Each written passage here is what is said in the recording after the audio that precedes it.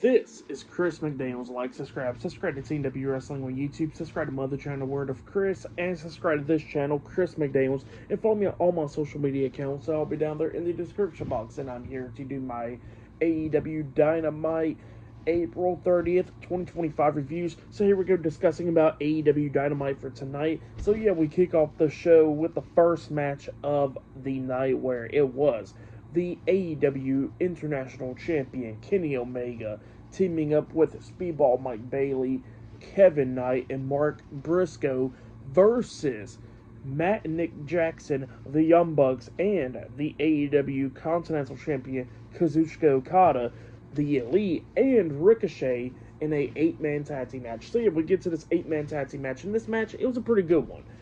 This match probably went about 30 minutes long, I want to believe, or a little bit less than that, but you know, it was right there around the 30-minute mark.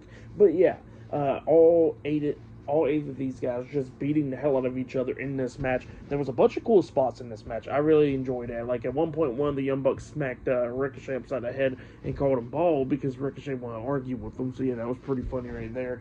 Like I said, it was a bunch of cool spots in this one where we see Okada and one of the Bucks having, you know, I think it was Kenny Omega and Martin Briscoe in the Tombstone Power Driver position, while the other two guys, Kevin Knight and Mike Bailey, was laid out on the mat, and Ricochet and the other, I think it was Nick Jackson, jumped off the top turnbuckle with a double missile drop kick into a double senton with the double Tombstone Power Driver, which was pretty cool, and they got a 2 count out of that. So yeah, that was a pretty cool spot right there. And like I said, there was a bunch of cool spots in this one. We see Kenny Omega and Okada going at it back and forth in this match, going back and forth and everything, coming up near falls in this one. At one point, it was a bunch of cool spots, like I said, where Ricochet was actually up on, I think it was Mike Bailey's shoulders, like the electric chair, and that's when Kevin Knight comes up drop kicking him, making Ricochet fall off of Mike Bailey's shoulders, doing like a moonsault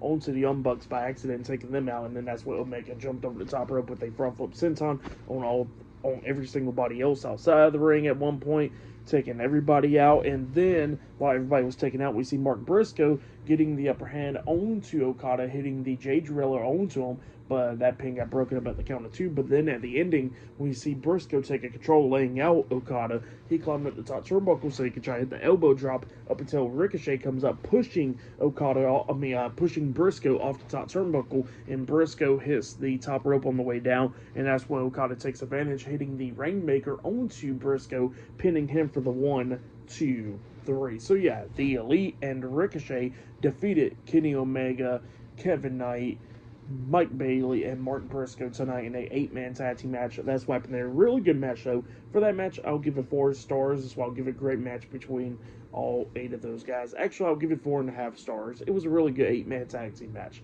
Go check it out if you have yet. But yeah, then after that, we see Bobby Lashley and Shelton Benjamin, the AEW World Tag Team Champions, and MVP, the Hurt Syndicate, walking around backstage, and yeah, they was talking about MJF and everything, but then all of a sudden we see a bunch of guys coming up, chanting "We hurt people," and then all of a sudden Bobby Lashley was like, "Oh, you want to see them getting hurt?" And then he starts beating the hell out of all those guys, save for Benjamin and MVP, and then they laid all those guys out. And then, you know, it was talking about MJF, and Shelton Benjamin was talking about how he was on the fence with MJF, but now he agrees with MVP that he should be brought into the group, and Bobby Lashley's still thinking about it if he shouldn't be in the group anyways. So yeah, that's what's going on there. But yeah, up next we're going to be seeing the Ops in a 6-man tag team match up next on AEW Dynamite. So yeah, I'll see you guys later. Till then.